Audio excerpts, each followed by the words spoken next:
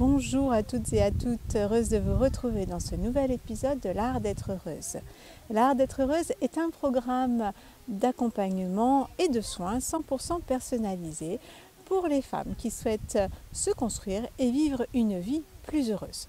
Au programme de cet épisode d'aujourd'hui, comment mieux connaître votre moi.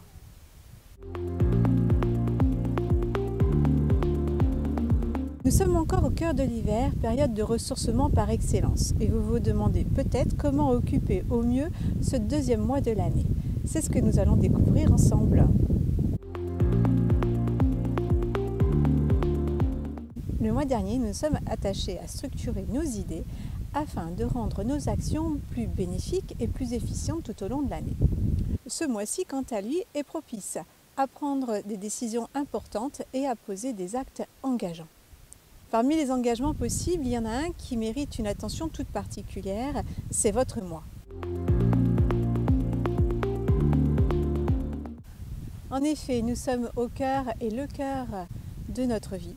Nous sommes le seul capitaine de notre navire et nous sommes la seule personne avec laquelle nous passerons toute notre vie.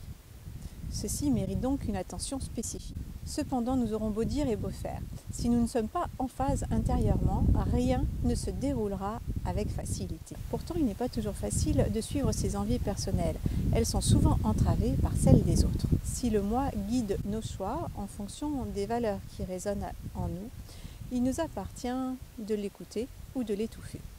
Les différences varient selon notre personnalité, notre éducation et les difficultés passées que nous avons pu rencontrer. Le moi, également appelé je ou ego, constitue l'individualité et la personnalité de chaque être. C'est la partie de la personnalité la plus consciente, qui est également toujours en contact avec la réalité extérieure. De ce fait, il a un rôle régulateur et médiateur. Il se forme à partir d'identification et de gratification extérieure. Mais au quotidien, il n'est pas si évident que cela de s'affirmer face aux autres qui nous entourent, tout en respectant nos désirs profonds.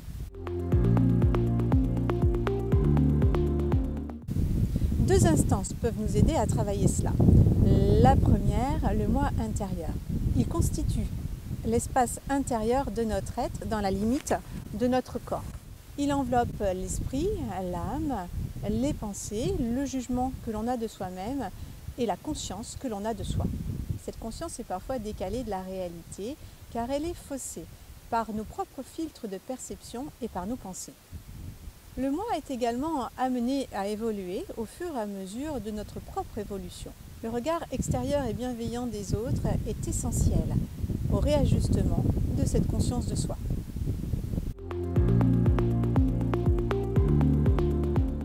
Venant envelopper le moi intérieur, vient la seconde instance, le moi extérieur. Ce moi extérieur comprend notre corps physique, mais également, beaucoup plus subtil, le rayonnement de celui-ci à l'extérieur. Vous avez certainement observé que notre enveloppe corporelle laisse transparaître et refléter ce qui se passe à l'intérieur malgré notre volonté. Le moi extérieur est donc à la fois la perception personnelle que l'on a de soi-même, mais également le rayonnement de nous-mêmes vers l'extérieur. Le premier n'est pas forcément objectif car il peut être faussé par nos filtres et les limites de notre perception.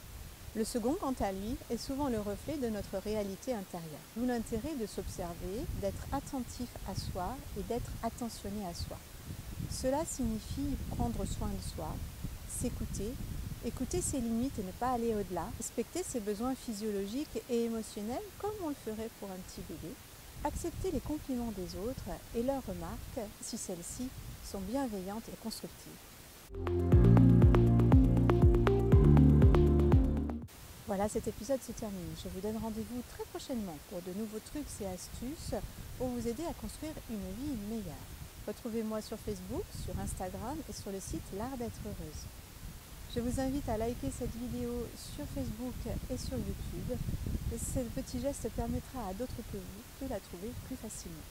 Si ce sujet vous a interpellé ou si vous souhaitez avancer sur une problématique qui vous est un peu plus personnelle, n'hésitez pas à me contacter par message privé sur Facebook ou via la page Contact de mon site L'Art d'être heureuse.